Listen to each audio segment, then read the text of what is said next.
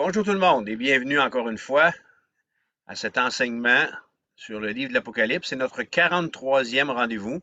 Alors, quand vous le cherchez dans la liste des enregistrements sur la page Facebook, c'est intitulé chapitre 43. On est en train de regarder ce qui se passe ou ce qui va arriver. Ce qui se passe, excusez là, mais je suis tellement dedans que dans ma tête à moi, c'est comme si c'était pour demain. On est en train d'étudier la portion qui va du chapitre 4 à aller jusqu'à la fin du livre de l'Apocalypse, la portion qui nous encourage ou qui nous montre ce qui va arriver ensuite. Et aujourd'hui, eh bien, on commence un thème qu'on va avoir ce soir et qu'on va avoir aussi mardi prochain, le retour du roi des rois. Alors tantôt, vous pouvez déjà tourner votre Bible dans Apocalypse 19.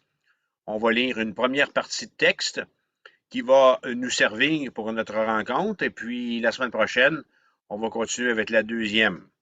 Alors, on parle du retour du roi dans Apocalypse chapitre 19. Et la première question sur laquelle je voudrais revenir, c'est pourquoi ce retour? Euh, Pourquoi est-ce que la Bible nous parle du retour de Jésus-Christ? Pourquoi est-ce qu'on est encouragé à, nous comme chrétiens, à attendre, à espérer, et puis dans une joie, dans une fébrilité, ce jour? Ce qu'on doit savoir, c'est qu'après l'annonce de la naissance et l'annonce de la mort du Seigneur Jésus dans la parole de Dieu, il n'y a pas de message plus important que celui de son retour. Le retour de Jésus-Christ est annoncé par un nombre considérable de passages. Dans l'Ancien Testament, attention à vous, 1527 textes ou versets, parlent du retour du Seigneur Jésus. 1527 seulement que dans l'Ancien Testament. Dans le Nouveau Testament, on en a 319. Alors, c'est-à-dire que dans le Nouveau Testament, on a un verset sur 25 qui parle du retour de Jésus. Alors, on est devant, nous, là, le peuple évangélique, devant la doctrine qui surpasse en importance toutes les autres doctrines des Écritures. La parousie de Jésus-Christ, parousie pour le grec parousia, qui veut dire seconde venue, la doctrine de la parousie est la doctrine la plus importante des Écritures. Dans son livre Le retour de Jésus-Christ, René Pache a écrit ceci. Alors, il est déjà mort, ça fait un petit bout de temps, là, mais un livre extraordinaire. Si vous avez la chance de mettre la main dessus, probablement qu'il est plus édité, là, mais il a écrit ceci, M. Pache. Jésus-Christ doit revenir pour achever son œuvre. Il n'y a rien à ajouter à l'expiation des péchés opérés au calvaire, puisque Jésus a pu mourir en s'écriant « Tout est accompli ». On s'en souvient de ça. Mais M. Pache continue en disant « Cependant, tous les desseins de Dieu ne sont pas encore réalisés. » Après l'ascension, c'est-à-dire lorsque Jésus est monté au ciel, en acte 1, le Seigneur, dans sa grâce, a voulu laisser aux individus et aux nations une longue période de liberté, pendant laquelle ils auraient le loisir d'accepter l'Évangile. Alors, cette longue période de grâce ou cette longue période de liberté, c'est le temps de l'Église. Moment dans lequel nous sommes ce soir au moment où je vous parle. Nous sommes, alors, cette période, elle est définie en sept lettres que Jean a écrites à 7 églises. Et chacune des lettres correspond à une période du temps de l'Église. Et au stade où nous en sommes arrivés, je veux dire en 2022, nous sommes entre la sixième et la septième lettre. C'est que, ce que je veux dire ici, c'est que la lettre qui est écrite à Laodicée, à l'église de Laodicée et à l'église de Philadelphie, concerne notre temps actuel. Alors le jour vient, il est très proche, où le Seigneur, au terme de sa patience, va reprendre le déroulement de son plan et Christ va paraître pour achever cette œuvre dans 3 domaines. Alors, c'est pour ça que le retour de Jésus-Christ est une doctrine aussi importante. Parce que Christ va venir, ou Christ va revenir, parce qu'il est déjà venu lorsqu'il est né à Nazareth. Christ va revenir d'abord pour délivrer d'abord pour délivrer les siens. Ensuite, il va juger le monde. Et troisièmement, il va établir son règne éternel. Alors, ma prochaine question pour nous, ce serait la suivante. Sachant ceci, que Jésus revient pour délivrer les siens, qu'il revient pour juger le monde et établir son règne éternel, est-ce qu'il y a une préparation à faire? Alors, poser la question, c'est à la fois y répondre. Alors, voici ce que dit la parole de Dieu. Le prophète Amos va nous dire en Amos 4, verset 12, « Prépare-toi à la rencontre de ton Dieu. » Et Jésus, alors qu'il parlait à ses disciples, a dit, en Jean 14, ceci, « Il y a plusieurs demeures dans la maison de mon Père. Si cela n'était pas, je vous l'aurais dit. Je vais vous préparer une place, et lorsque je m'en serai allé et que je vous aurai préparé une place, je reviendrai et je vous prendrai avec moi, afin que là où je suis, vous y soyez aussi. » Alors, on est devant deux textes qui nous font dire que le ciel est un endroit préparé pour des gens préparés. Le retour de Jésus est le deuxième de deux événements les plus importants de l'histoire du monde. Il m'a fallu presque 2 ans pour arriver au chapitre 19 avec vous. C'est notre 43e rendez-vous. Et j'ose croire que au stade où on est rendu, dans l'exposition de ce livre-là, que je vous ai convaincu de ne pas prendre le message de la prophétie de l'apôtre Jean, le message du livre de l'Apocalypse, de ne pas le prendre à la légère, ni de le laisser seulement satisfaire votre curiosité apocalyptique. Tu sais, on peut être porté de réagir vis-à-vis du livre de l'Apocalypse en disant « Hey, ça ne me concerne pas. » Il y a une partie qui ne nous concerne pas, parce que beaucoup va arriver après l'enlèvement de l'Église. Alors, il y a 18 chapitres qui concernent après, qui viennent après l'enlèvement. Mais ce livre-là n'est pas là non plus aussi juste pour satisfaire notre curiosité concernant les événements de la fin. Une telle exposition à la parole de Dieu doit en retour influencer nos vies et révolutionner nos existences. Comment? De deux façons. Si vous êtes non-croyant, alors moi, je ne veux pas dire ici, là, tu sais, souvent les gens ils disent ah, ben, je crois en Dieu. Moi, je crois en Dieu, mais il n'y a aucune, il y a aucune, il y a aucune démonstration dans la vie de l'individu qui parle comme ça que Dieu est vraiment le maître de sa vie. Et moi, tantôt, je me suis assis sur ma chaise et puis j'aurais pu dire, ben, je crois à ma chaise. Je crois qu'elle va me supporter.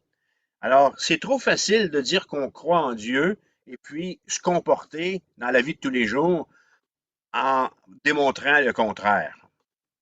Alors, si vous m'écoutez ou si vous me lisez et vous n'êtes pas encore en règle avec Dieu, moi, la prière que je fais ici, la supplication que je fais, que je vous adresse, c'est d'agir pendant qu'il est encore temps. Se poser la question, suis-je en règle avec Dieu? C'est répondre non en même temps. Pourquoi? Parce que quand on est en règle avec Dieu, on le sait. C'est une certitude que donne le Saint-Esprit. Alors moi, je vous encourage à ne pas vivre comme les gens l'ont fait au temps de Noé. Jésus, lorsqu'il a fait référence aux gens du temps de Noé, il a dit en Matthieu 24, 38, « Car dans les jours qui précédèrent le déluge, les hommes mangeaient et buvaient, se mariaient leurs enfants, jusqu'au jour où Noé entra dans l'arche. Ils ne s'en doutèrent de rien, jusqu'à ce que le déluge vînt et les emporta tous.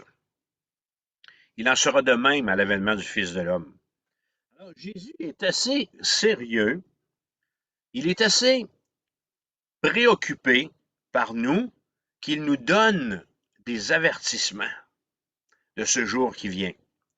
Toute cette série qu'on est en train de faire sur le livre de l'Apocalypse a eu pour but de vous persuader de vous convertir à Jésus-Christ en l'acceptant comme votre sauveur personnel, afin que vous n'ayez pas à paraître devant ce juge.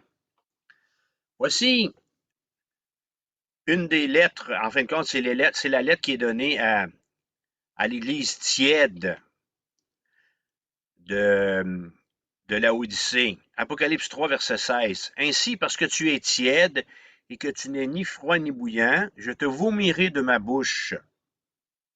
Voyez-vous, là, voyez-vous, là, l'attitude qu'a Jésus à l'égard d'un croyant qui dit croire, OK, mais qui serait, comme cette Église, tiède, ni froid, ni bouillant. Jésus dit, je vais te vomir de ma bouche. Parce que tu dis, je suis riche, je me suis enrichi, et je n'ai besoin de rien. Et parce que tu ne sais pas que tu es malheureux, misérable, pauvre, aveugle et nu, je te conseille,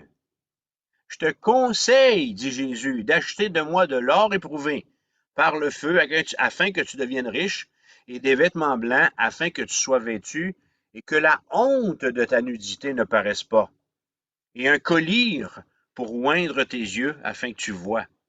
Moi, je reprends et je châtie tous ceux que j'aime. Aie donc du zèle et repens-toi.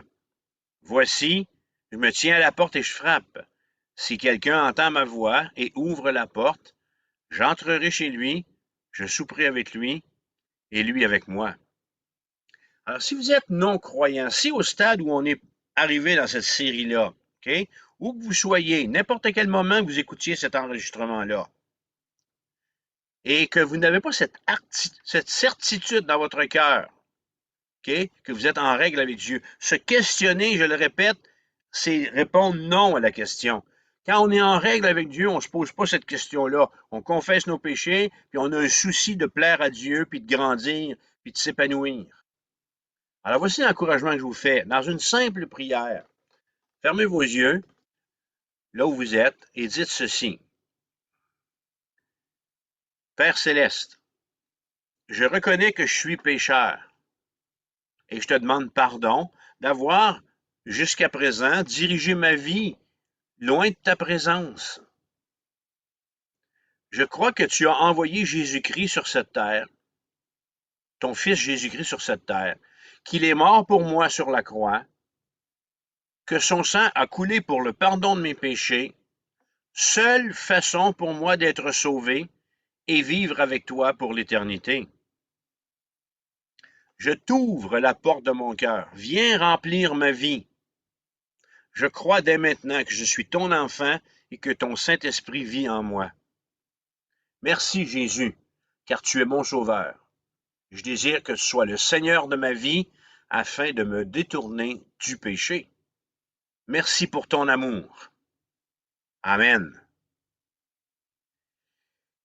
Que change maintenant pour le croyant la perspective du retour de Jésus-Christ?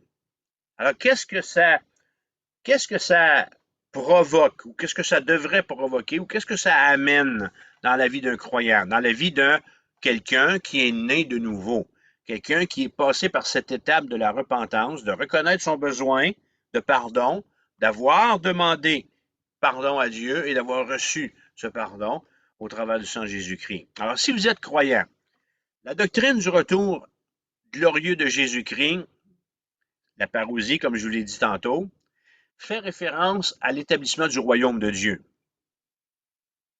Et cette doctrine, elle devrait influencer toute la vie quotidienne du chrétien.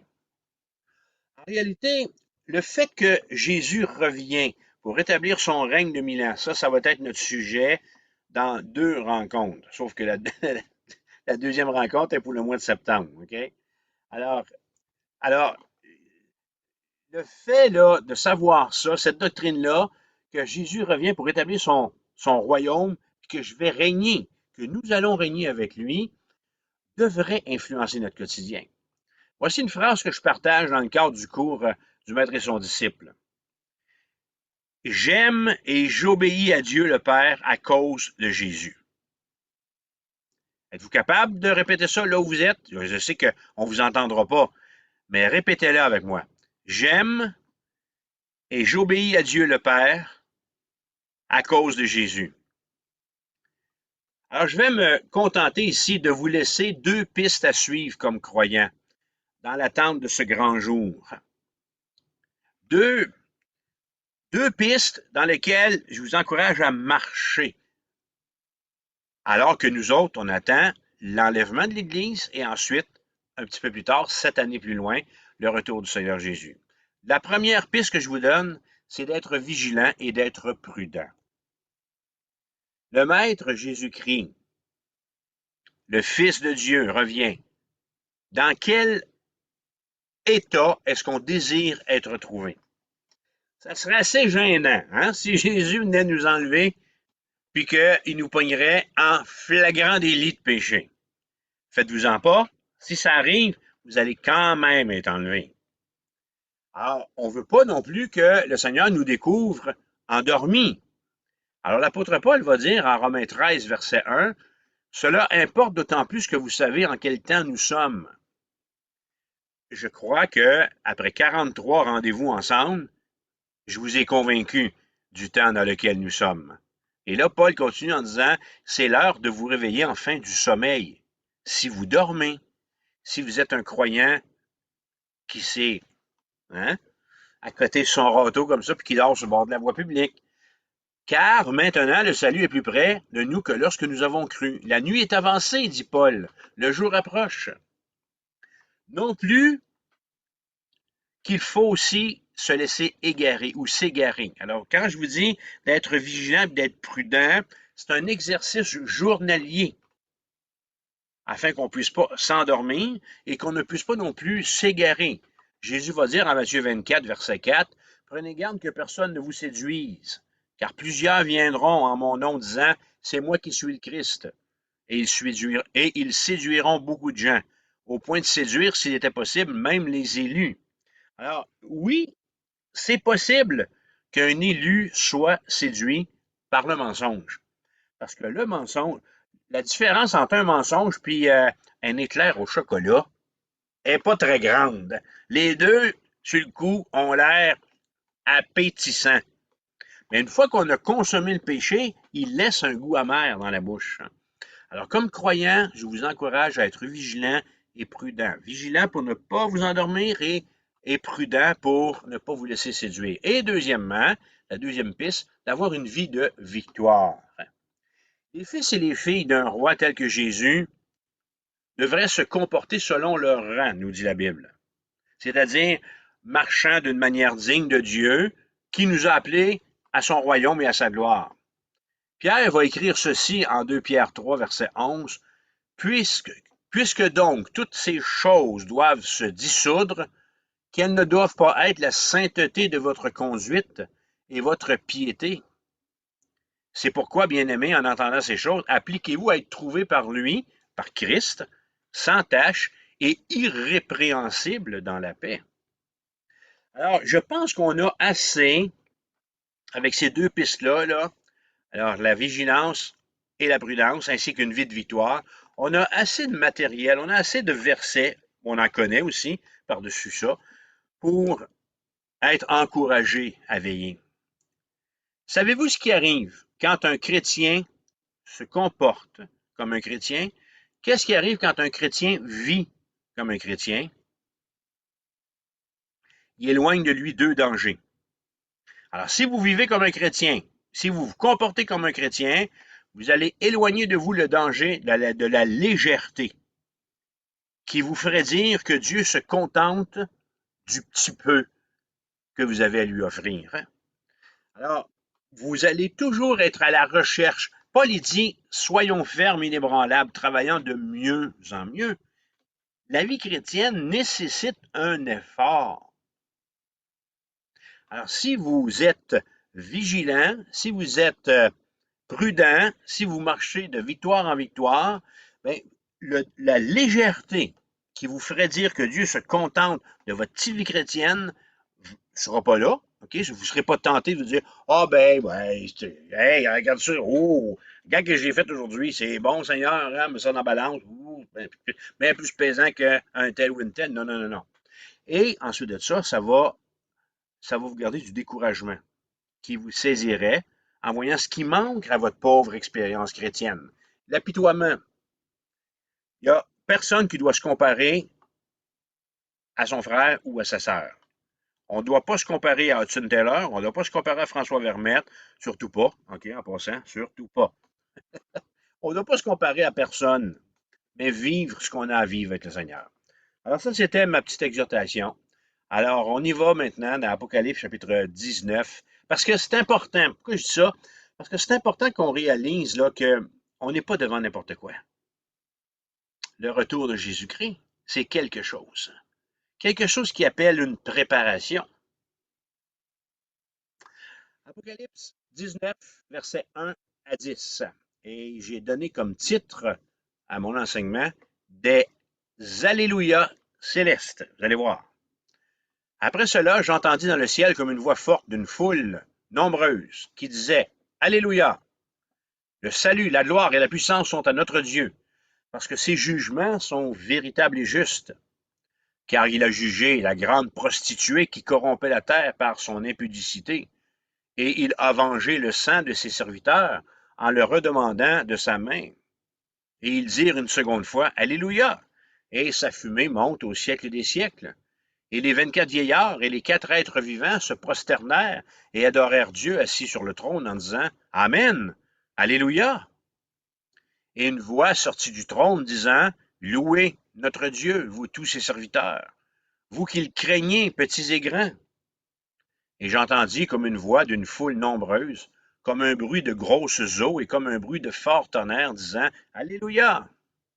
Car le Seigneur notre Dieu Tout-Puissant est entré dans son règne. Réjouissons-nous et soyons dans l'allégresse. Et donnons-lui gloire, car les noces de l'agneau sont venues. Et son épouse s'est préparée, et il lui a été donné de se revêtir d'un fin lin éclatant, pur. Car le fin lin, ce sont les œuvres justes des saints. Et l'ange me dit, écris, heureux ceux qui sont appelés au festin de noces de l'agneau. Et il me dit, ces paroles sont les véritables paroles de Dieu. Et je tombai à ses pieds pour l'adorer, mais il me dit, garde-toi de le faire. Je suis ton compagnon de service et celui de tes frères qui ont le témoignage de Jésus. Adore Dieu, car le témoignage de Jésus est l'esprit de la prophétie. Amen. Alors que le Seigneur bénisse ce beau texte, cette belle parole à nos cœurs. Alors, en introduction, je dis ceci, verset 1, après cela. Bon, alors on a ici un connecteur logique qui fait le lien entre un passage et un autre. Après cela quoi? Ou après quoi? Souvenons-nous que nous sommes au ciel. Et on est tout juste après la destruction de Babylone. Babylone, chapitre 17 et 18, qu'on a vu, chapitre 17 d'Apocalypse et 18, Babylone a été détruite sous le double aspect religieux et social. Et cette destruction a lieu, ou aura lieu, parce que c'est pas encore arrivé. Tu sais, quand tu enseignes, là, quand tu enseignes dans le présent, puis tu parles de des affaires qui sont à venir, puis qu'il y a des bouts du passé, là, faut suivre, hein? Alors, cette destruction de Babylone, dans notre présent, ici, c'est le futur. Alors, elle arrive à la toute fin de la période des 7 années de tribulation sur Terre, et tout juste avant que le royaume de Milan soit établi au chapitre 20. Après avoir assisté au dernier acte joué sur la scène terrestre, la chute de Babylone, Jean est appelé à contempler un autre spectacle. Et c'est pour ça que son attention, elle est portée vers le ciel, qui est tout entier dans l'allégresse. Après cela, alors Jean est interpellé à lever les yeux puis à regarder vers le ciel, alors que le ciel exulte, ou en fin de compte, le ciel est en concert de louanges. Il est dans l'allégresse. Le ciel exprime sa joie profonde de ce qui vient d'arriver sur terre. Alors, jusqu'ici, nous, l'Église, enlevés dans les airs, au chapitre 4, verset 1, nous n'aurons été, pendant les 7 années de la tribulation, que des spectateurs. Vous me suivez? Ce qui se passait sur la terre pendant ce temps-là n'était pas pour nous. Alors, il y a des anges qui ont voyagé, et ainsi de suite. Alors, nous, on était, nous serons, pendant ces 7 années de la tribulation, spectateurs. Toutefois, à partir du chapitre 19, tout ce qui se passe nous concerne, nous qui serons dans la présence de Dieu. Et ça nous implique par-dessus le marché. Les versets 1 à 10 placent Jésus sur le seuil de la porte du ciel, si je peux m'exprimer ainsi, tout juste avant qu'il ne quitte le ciel définitivement avec tous les saints. Et sur ce seuil, et avant d'entrer dans son règne, Christ n'a qu'une seule préoccupation en tête. Il a hâte de proclamer à la face de l'univers entier son union éternelle avec son Église.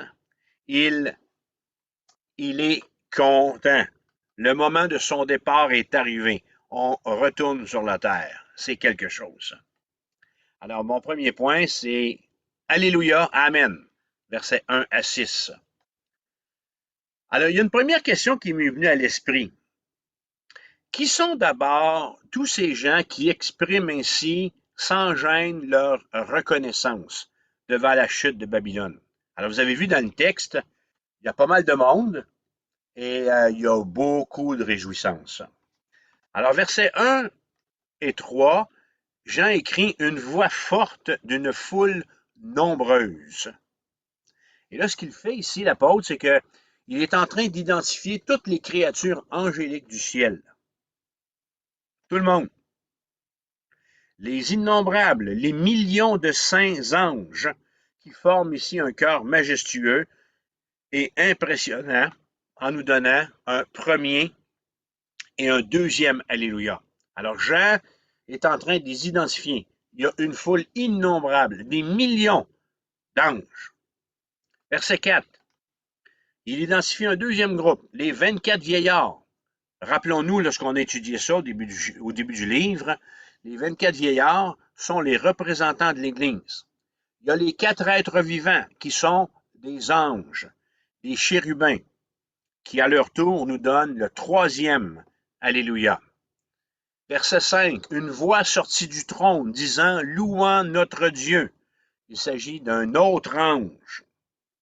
Et on a réalisé dans cette étude que si les anges ont été pendant le ministère terrestre de Jésus, ou en fin de compte, depuis toute la création, limité à des rôles très, très circonscrits, là, mon ami, les anges servent vraiment Dieu. Verset 6. Une voix d'une foule nombreuse, comme un bruit de grosses eaux et comme un bruit de fort tonnerre. Alors ici, il est question de tous les croyants de tous les temps, à l'unisson, qui font tonner le quatrième Alléluia. Je me demande lequel des 4 Alléluia va sonner le plus fort. Alors, je me permets de nous poser une question ici. Est-ce que, là, on vient de vivre le chapitre 17, le chapitre 18, on vient de voir la destruction de Babylone.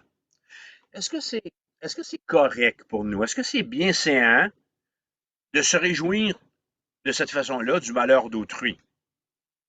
Parce que au chapitre 19, on fait partie de cette chorale qui va prononcer des Alléluia. Alors, le texte qu'on a étudié, ou les textes que nous avons étudiés sont formels. Il y aura eu des milliards de morts à la fin de cette tribulation de cette année, à la défaite finale de Babylone. Savons-nous que de toutes les choses dont nous devons nous réjouir, et probable que ce soit celle à laquelle nous nous attendons le moins, figure la destruction des méchants par la main de Dieu. Oui. C'est pourtant un thème important dans la parole de Dieu. Je ne vais pas me placer sur le bord de la rue puis me mettre à rire si quelqu'un fait une crevaison ou accroche un poteau avec son char. C'est pas ça qui est question aussi. Mais l'Écriture, la Bible nous encourage d'une certaine façon à nous réjouir, je dirais moi ici, de la justice de Dieu sur l'impie. Psaume 96, verset 11, je vous le lis. Que les cieux se réjouissent et que la terre soit dans l'allégresse. Que la mer retentisse avec tout ce qu'elle contient, que la campagne s'égaie avec tout ce qu'elle renferme, que tous les arbres des forêts poussent des cris de joie devant l'Éternel, car il vient pour juger la terre. Il jugera le monde avec justice et les peuples selon sa fidélité. Alors voyez-vous, je ne suis pas responsable, c'est pas moi qui le dis. C'est l'auteur du psaume 96, que les cieux se réjouissent, que la terre soit dans l'allégresse, la mer retentisse, la campagne s'égaie, les arbres des forêts. Eh, mon ami, c'est toute la création.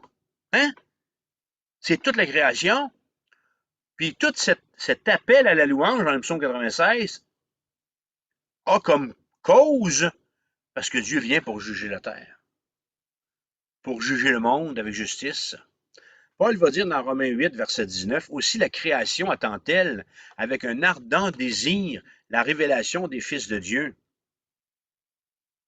Car la création a été soumise à la vanité en Éden, avec la désobéissance d'Adam et Ève, toute la création a été soumise à la vanité de Dieu.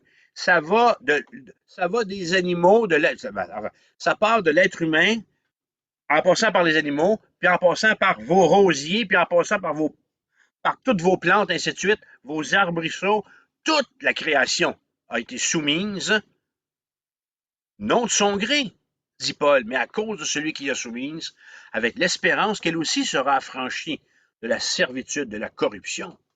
La nature qui nous parle d'un créateur attend les révélations des fils de Dieu pour être délivré de cette corruption, pour avoir part à la liberté de la gloire des enfants de Dieu. Quand on chante, hein, et tous les arbres des champs battront des mains, là, c'est une parole de l'Ancien Testament qui nous fait vraiment voir que la chute en Éden a une très lourde conséquence qui est encore là, que Christ va rétablir lors de son deuxième retour. Alors, cette réponse au chapitre 19, cette réponse de réjouissance est la première à un thème qui fait partie de la doctrine chrétienne, demandée par Dieu et même attendue en ce moment par la création entière. Frères et sœurs en Jésus-Christ, nous allons prendre à la plus importante manifestation de reconnaissance qui n'ait jamais été donnée à l'univers d'être témoin. Ah, probable qu'il va y avoir une ovation pour Dieu. Oui. En tout cas, s'il n'y en a pas, moi, je la pars. Fait que quand je vais faire la vague, puis vous embarquerez, mais qu'on arrive à votre rangée, s'il n'y a pas d'ovation pour Dieu, moi, j'en fais une. Pour la victoire qu'il va venir de remporter. Le moment venu, les cieux répéteront, dit notre texte, à 4 reprises, Alléluia, Alléluia, Alléluia et Alléluia. Qui veut dire louer l'Éternel. Entre moi et vous, là, est-ce que ça va être possible de se taire? Répondez-moi et nous aurons répondu à ma question. Est-ce que c'est bienséant de se réjouir du malheur d'autrui? Non. Il sera impossible de ne pas crier à notre tour et solidairement, unis, de crier Alléluia. Parce que Dieu aura obtenu justice. Parce que la Babylone religieuse, parce que la Babylone commerciale aura été détruite. Alléluia, on va se lever. À ce moment précis, il nous dit la parole de Dieu, les cieux ne se réjouiront pas de la damnation de ceux qui auront rejeté Dieu, mais ils vont se réjouir parce que Jésus-Christ les retranchera à jamais du monde. Dieu sera alors honoré comme il se doit. Le Seigneur Jésus-Christ sera intronisé et la terre se verra restituer la gloire qu'elle avait perdue. Alors pour que tout ça arrive, l'impie doit être retiré. Alors les cieux se réjouissent devant l'éventualité de ce qui s'en vient au jugement du trône blanc qu'on va voir à l'automne.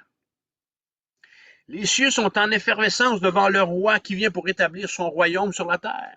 Il y aura dans le cœur de la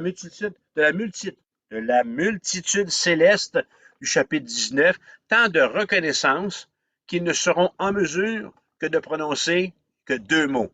Amen et Alléluia. Ce qui me fait dire qu'en présence de Dieu, on ne fait pas de longs discours. Vermette, qui est habitué de prêcher 45 à 50 minutes à 1 heure des fois, ben, il va dire Amen, Alléluia, comme tout le monde. En présence de Dieu, il n'y a rien de plus à dire que ça. Dès sa première mention dans la Bible, Amen a toujours exprimé l'acquiescement de l'âme à la volonté de Dieu. Ce mot-là, ce mot hébreu, est l'expression de la consécration. Les quatre êtres vivants et les 24 vieillards dans notre texte unissent les deux termes, Amen et Alléluia. Et ces termes ont toujours permis à tous les chrétiens de la terre de se reconnaître alors qu'ils prient, alors qu'ils adorent Dieu dans toutes les langues. Hein? Rencontrer, rencontrer un chrétien allemand, rencontrer un chrétien portugais, hein? On va en rencontrer en fin de semaine, notre frère Azou. Rencontrer un chrétien anglophone, Amen, Alléluia, même en chinois, même même en, on va dire en russe, mais on va le dire, même en russe ou en ukrainien, voilà. Amen, Alléluia, ça veut dire Amen, Alléluia. Alléluia qui vient de l'hébreu veut dire louer l'Éternel. Il est très fréquemment utilisé dans l'Ancien Testament. Mais savez-vous quoi? Dans le Nouveau Testament, il n'apparaît que 4 fois dans les 6 premiers versets du chapitre qu'on est en train d'étudier, justement en rapport avec la défaite des adversaires de Dieu. John MacArthur, dans sa Bible d'études, donne 5 raisons à cette joie. Pourquoi ces 4 Alléluia? Première raison, parce que Dieu a délivré son peuple de ses ennemis. Verset 1. Le salut, la gloire et la puissance sont à notre Dieu. Pourquoi l'apôtre Paul parle-t-il de salut? Nous sommes en fait placés ici devant l'accomplissement de la 3e phase du salut. La première phase du salut, c'est la justification qui nous est offerte par le sacrifice de la croix quand on accepte le Seigneur Jésus comme notre sauveur personnel. Cette phase, où est-elle? Elle est passée. Si vous êtes sauvé, si vous êtes converti, c'est une phase qui est passée. Alors, je peux parler ainsi, Christ m'a sauvé du salaire du péché, de sa conséquence, de la mort spirituelle éternelle. Il m'a sauvé. C'est du passé. La deuxième phase du salut, c'est la phase de la sanctification, celle qu'on vit en travaillant à notre salut de mieux en mieux, c'est-à-dire en marchant dans la victoire sur le péché. Parce que bien oui, même chrétien, le péché nous colle à la peau et on doit le combattre à chaque jour. C'est la phase active. On la vit en ce moment. Vous l'avez vécu aujourd'hui. Et ici également, je peux affirmer que Christ me sauve de l'effet du péché. Christ m'a sauvé, OK? Christ m'a sauvé du salaire du péché et Christ me sauve de l'effet du péché. Péché veut dire manquer le but ou mettre sur la voie de l'enfer. OK? C'est détourné. Alors, Christ me sauve de l'effet actuel du péché. Quand je confesse mon péché, il me réenligne sur la voie sur la voie du ciel. C'est la sanctification sans laquelle nous ne verrons pas le Seigneur. On en a besoin parce que même si nous sommes sauvés par grâce, nous demeurons capables de pécher. Si la sanctification est dans notre vie, elle témoigne que la première y est bien implantée, la justification. C'est-à-dire que si vous confessez vos péchés, si vous marchez de progrès en progrès dans cette sanctification devient une preuve de ce qui s'est passé dans le passé, que la justification est bien établie. Finalement, la 3e phase du salut, elle est à venir. Et on parle ici de la glorification. La joie dans le ciel le concerne. Parce qu'une fois là, nous n'aurons plus besoin de rien. C'est la gloire, c'est la ligne d'arrivée. Christ va nous sauver définitivement de l'effet du péché. Qu'est-ce que ça veut dire? C'est qu'un coup qu'on va être glorifié, c'est terminé là, de m'emporter, de blasphémer, de compter un mensonge, ou ainsi de suite. Comprenez-vous? C'est terminé. C'est permanent. Une fois glorifié, on n'a plus rien besoin d'autre. Amen. Alors ça, c'est la première des explications aux 4 Alléluia, parce que Dieu a délivré son peuple de ses ennemis. Deuxième, pourquoi ces 4 Alléluia? Parce que Dieu rend justice. Verset 2, ses jugements sont véritables et justes. Alléluia, donnez-moi un Alléluia. Hein? À l'Église, on dit donnez-moi un Amen, mais moi ici, je dis donnez-moi un Alléluia. Troisième raison, pourquoi ces 4 Alléluia? Parce que la rébellion humaine a été écrasée par Dieu. Verset 3, et sa fumée monte au siècle des siècles. En répondant plus haut à ma question, est-ce bien séant de se réjouir du malheur d'autrui? J'ai déjà commenté ces 2 raisons motivant la joie dans le ciel. Mais je veux quand même ajouter ceci. La fumée d'un feu disparaît après un incendie. Vous me suivez? Alors que la fumée qui monte du malheur de Babylone demeure. et elle indique un jugement permanent, irrévocable et final. C'est pas moi qui le dis. Regardez, la fumée. C'est la fumée de quoi? La fumée de Babylone qui a été détruite monte au siècle des siècles. Nous sommes devant un jugement, non pas ponctuel, mais éternel. Nous sommes devant la fin de la rébellion qui a été entamée au Jardin d'Éden. À cause de cela, il y aura de la joie. Quatrième, pourquoi ces quatre Alléluia? Quatrièmement, à cause de la souveraineté de Dieu. Verset 6. Car le Seigneur notre Dieu Tout-Puissant est entré dans son règne. Le sujet de joie du verset 6 est la réponse à l'appel de l'ange fait au verset 5. Et une voix sortie du trône disant, ah, il y a un ordre qui est donné, louez notre Dieu, vous tous ses serviteurs, vous qui le craignez, petits et grands. Je vous invite à imaginer la chose suivante. Alors là, il va falloir que vous soyez fort en calcul, mais surtout fort en image mentale. Combien de cœurs, combien de personnes vont s'unir pour lancer cette réponse à l'ange? Il va y avoir combien de monde au ciel? Si vous êtes capable là, de les calculer, là, OK, là, quel chiffre vous diriez? Écoutez ceci. En 2011, le Population Reference Bureau, difficilement, il faut l'admettre, a été en mesure d'avancer pour une population totale humaine le chiffre de 108 milliards d'êtres humains ayant vécu sur Terre à ce jour. Bon, malheureusement, il n'y aura pas 108 milliards de rachetés au ciel. Pourquoi je dis ça? La foi ayant toujours été le lot du petit nombre, et comme le dit Jésus, il y a beaucoup d'appelés, mais peu d'élus, en Matthieu 22, 14. Vous êtes d'accord? Mais Jean a entendu plusieurs milliards, nous l'imaginons, en lisant la définition qu'il donne du son produit par leur voix à l'unisson. Quand les rachetés de tous les temps, on ne sait pas le chiffre, mais il y en a du monde. OK? Alors, quand les rachetés de tous les temps obéiront au commandement que fera entendre la voix céleste, vous y serez, frères et sœurs. J'y serai. Nous y serons. Et le son dramatique que Jean a entendu, nous allons l'entendre, va être comme un crescendo assourdissant que l'apôtre compare à un bruit de grosses eaux ou même encore au coup de tonnerre. On va faire une pratique. Êtes-vous prêts? Là où vous êtes, OK? Alors, préparez-vous. On va dire Alléluia comme si on était quelques milliards de personnes. Hein? Alors, la phrase que je voudrais qu'on dise, Alléluia, car le Seigneur, notre Dieu Tout-Puissant, est entré dans son règne. Si vous êtes dans un bloc appartement et les portes sont ouvertes ou les fenêtres sont ouvertes, s'il vous plaît, gardez-vous une petite gêne. C'est une pratique. Alors, 3, 2, 1. Alléluia, car le Seigneur, notre Dieu Tout-Puissant, est entré dans son règne.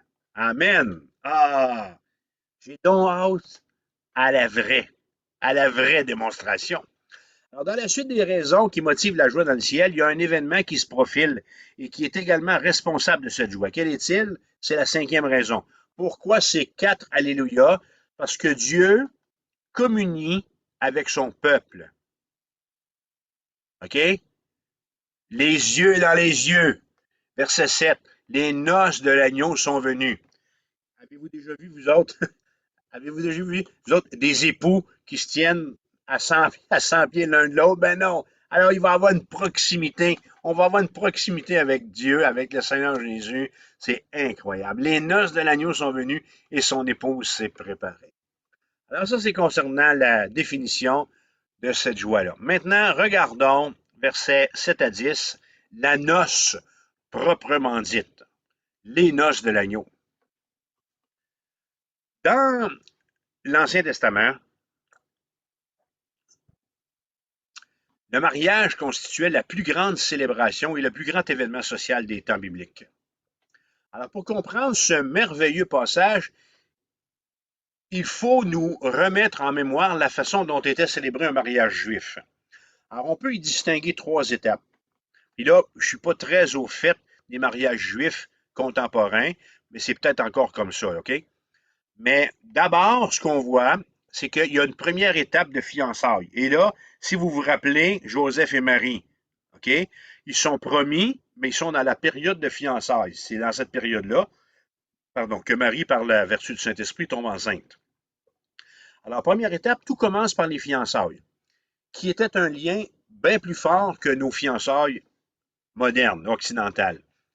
Les fiancés acceptaient les termes du mariage en présence de témoins et la bénédiction de Dieu prononcée sur leur union. Dès ce moment, ils étaient considérés comme mari et femme. Un certain laps de temps s'écoulait alors avant la fête des noces, pendant lequel le fiancé payait la dot au père de l'épouse. Alors, il fallait que pendant ce temps-là, il y ait du temps pour se ramasser un peu de capital et payer le beau-père. Deuxième étape, venait ensuite la procession. La fiancée se préparait, mettait ses bijoux, le fiancé mettait ses plus beaux vêtements, il se rendait à la maison de la fiancée, accompagné de ses amis qui chantaient et qui portaient des torches. Des torches, là, hein, une lampe, là, une lumière, OK? Alors, la fiancée lui était confiée et il la conduisait dans ce cortège jusqu'à sa maison. Et troisième étape, ben, à suite de ça, avait lieu la fête des noces qui incluait le repas du mariage et qui durait parfois près de 2 semaines, suivi de la vie à deux. Alors, l'Église est actuellement la fiancée de Jésus-Christ, nous dit la Bible. Nous sommes la fiancée de Jésus-Christ pour qui Christ a payé la dot au calvaire. La, la rançon, la dot a été payée au père de la mariée, qui est Dieu. Nous sommes l'épouse et Dieu est notre père. Alors, Christ a payé à Dieu la dot. Christ a racheté son Église au prix le plus élevé qu'il se puisse concevoir, c'est-à-dire son propre sang. Tout au long de l'Ancien Testament, ces noces ont été annoncées. Les noces qu'on voit dans notre chapitre ici. Nous vivons en ce moment, mes bien-aimés, l'intervalle qui sépare les fiançailles du mariage. Nos fiançailles ont commencé à l'ascension de Christ. Lorsque Jésus est parti en acte 1, les fiançailles ont commencé là, parce que Christ a institué l'Église. Je bâtirai mon Église. Et ces fiançailles-là vont aller jusqu'à son retour. Pendant cette période-là, la fiancée doit se préparer. Qu'est-ce qu'elle fait? Elle se revêt d'un fin lin éclatant et pur. Ce fin lin, c'est le symbole de ses œuvres justes, de son caractère sanctifié, sa vie de victoire, la justice de Dieu. Ses actes, nos actes, sont purifiés par le sang de Christ. Quand le moment sera venu, et il est proche, le fiancé prendra son épouse, nous, l'Église. Et la fête des noces aura lieu, verset 7. Les noces de l'agneau sont venues et son épouse s'est préparée. À ce moment, nous serons arrivés à la fin des 7 années de tribulation et j'en dis littéralement que le mariage de l'agneau est venu, ce qui signifie que cet événement est sur le point d'avoir lieu.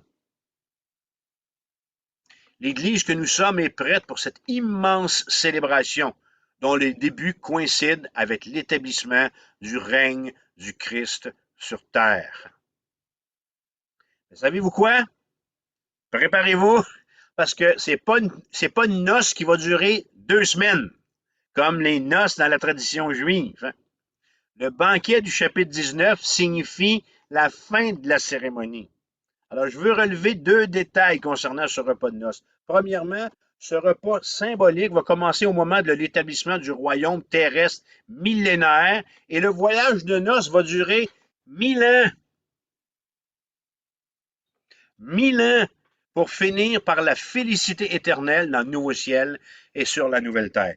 Hey, un voyage, un voyage de noces de 1000 ans. On a-tu des places qu'on peut visiter comme ça?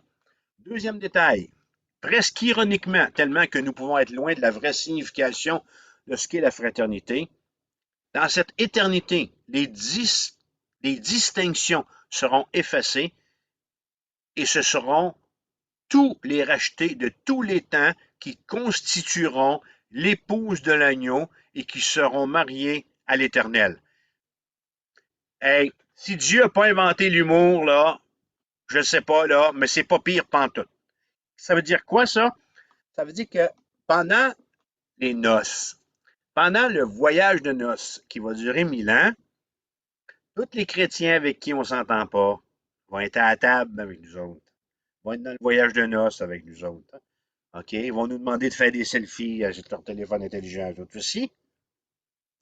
Alors, je trouve ça vraiment, vraiment ironique de voir comment on peut endurer dans le peuple de Dieu de la divergence puis de l'animosité. Alors qu'on va faire la fête pendant 1000 ans. Il faut s'accorder parce que 1000 ans, c'est 1000 ans. C'est long. Verset 9. Alors que nous sommes encore dans le temps des fiançailles, ici, là, OK?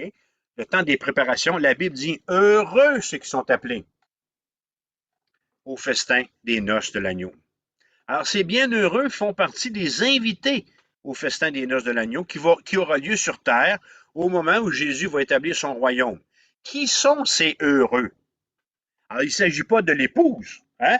Il n'est pas question de l'Église. Jamais l'épouse, jamais l'Église s'envoie un faire-part. Hein? Oh non, je t'ai invité à mes noces. Hein? Ben non, c'est pas de nous qu'il est question. Il s'agit de ceux qui ont été sauvés avant l'œuvre de la croix de Christ, sur la base de leur foi, et ce, avant la naissance de l'Église. Ils seront glorifiés et régneront avec Christ lors du millénium. Alors, parmi ces invités va figurer, et là, j'avais commencé à faire la liste, là, mais après 300 000 noms, j'ai arrêté. Comprenez-vous? Dans le sens, là, ça n'a pas de bon sens. C'est impossible de faire la liste de tous ces invités. Mais voici à peu près qui ils sont.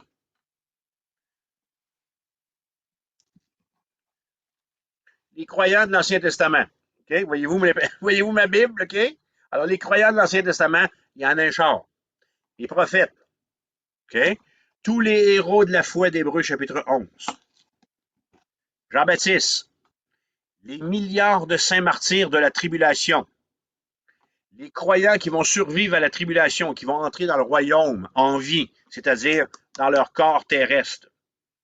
À ce moment-là, le concept de l'Église sera étendu et va inclure tous les croyants de tous les temps. Alors, frères et sœurs, avant même que ce repas ne commence, nous savons qu'il sera pour nous tous. Nous ne serons pas des convives assis quelque part dans une grande salle, loin du marié. Hein? Savez-vous? Aux noces, là, quand on fait ça de même, là, que les mariés s'embrassent, là, OK? Alors, pouvez-vous dire à l'autre qui cogne sur son verre, puis à l'autre, puis à l'autre, pour que l'épouse, mais non, je ne sais pas à quoi va ressembler la table, mais on sera à la table d'honneur. Amen?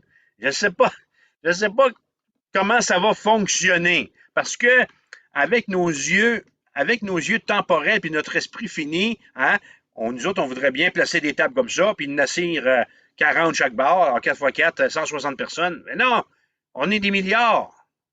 Alors, comment ça va s'arranger? C'est pas moi qui est le traiteur, heureusement. Le symbole des noces en Apocalypse 19 nous permet de comprendre l'intimité qui va exister entre Christ et son Église glorifiée. Cette dernière sera parvenue à une maturité spirituelle parfaite, alors que Christ ne cessera de la chérir, de la protéger et de tout partager avec elle pendant le règne de 1000 ans, pendant le temps des nouveaux cieux et pendant le temps de la nouvelle terre. Toute la gloire que Christ a dans le ciel va rejaillir sur son épouse. Pas que pour quelque temps, mais pour l'éternité. Une union, les frères et les sœurs, indissoluble. Une union où il n'y aura jamais de substitution possible. Pas de divorce, pas de remariage. Rien ni personne ne viendra jamais remplacer l'Église dans le cœur de son divin époux. L'épouse, je devrais dire, dans le cœur de son divin époux. Un mariage à venir. Ces noces seront le coup d'envoi du millénium, le royaume de Dieu sur terre. Et mon ami, c'est quelque chose. J'ai donc hâte de vivre ça. Et vous? Alors, en conclusion, la prière que je fais pour nous tous, c'est que nous ayons la grâce de persévérer puis de vivre avec Christ la phase finale de notre salut, la glorification à laquelle il nous convie tous. Nous avons été justifiés, OK? Nous sommes sanctifiés présentement alors que nous confessons jour après jour nos péchés. Mais vient la phase finale, vient la glorification à laquelle il nous convie tous. Je reviens avec mon salut en trois phases, en me servant d'un texte de l'apôtre Paul. Au terme de son ministère terrestre, Paul a dit ceci en 2 Timothée 4,7. Il a dit, j'ai combattu le bon combat, j'ai achevé la course. Désormais, la couronne de justice m'est réservée. Le Seigneur, le juste juge, me la donnera dans ce jour-là, et non seulement à moi, mais encore à tous ceux qui auront aimé son avènement. Alors, je le relis avec les commentaires suivants. Paul dit, j'ai combattu le bon combat. Christ, mes frères et sœurs, vous a sauvés. Christ vous a justifiés. C'est la première phase du salut passé. Vous combattez le bon combat. Et au terme de votre vie, vous allez pouvoir dire avec Paul, j'ai combattu le bon combat, Christ vous ayant sauvé. Vous allez pouvoir dire, j'ai achevé la course et j'ai gardé la foi. Christ vous sauve et vous sanctifie, la deuxième phase du salut actif. Et vous allez pouvoir dire avec Paul, désormais la couronne de justice m'est réservée. Le Seigneur, le juste juge, me la donnera dans ce jour-là, et non seulement à moi, mais encore à tous ceux qui auront aimé son avènement. Christ vous sauvera. Christ vous glorifiera. Troisième phase du salut à venir. Alors, que le Seigneur puisse nous réconforter. Je m'en ai dit que le Seigneur puisse nous mettre un sourire dans le visage avec un texte comme ça, mais ça fait plus qu'un sourire. Un texte comme ça donne une espérance, ça donne une confiance, c'est du ciment armé, du béton armé à notre foi. Alors, j'ose espérer que cette première partie du retour du roi en Apocalypse 19, verset 1 à 10, c'est Alléluia céleste, a su vous rejoindre et vous faire du bien là où vous vous trouvez dans votre vie chrétienne. Alors, que Dieu vous bénisse et que Dieu vous accompagne. Et puis, lorsqu'on revient ensemble, eh bien, on va voir vraiment là, le retour du roi, qui est notre prochain rendez-vous la semaine prochaine à 19h. Dieu vous bénisse. Bonsoir.